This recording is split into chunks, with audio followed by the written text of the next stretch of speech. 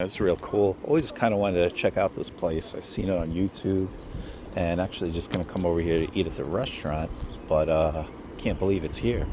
It's really nice. Oh, they got a train right over here? I don't know. We're gonna actually eat in a train.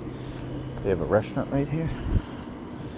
But yeah, I know you could rent like one of these bad boys and stay the night. It's pretty cool. All these cabooses.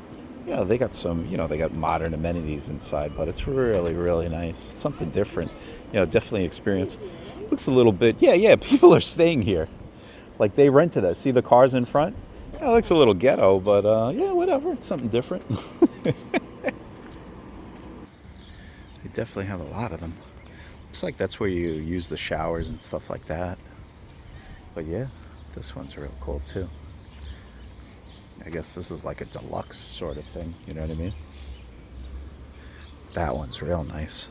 I like that. Maybe there's like multiple bedrooms. I'm gonna have to do a little research, and when I get in the restaurant, find out more.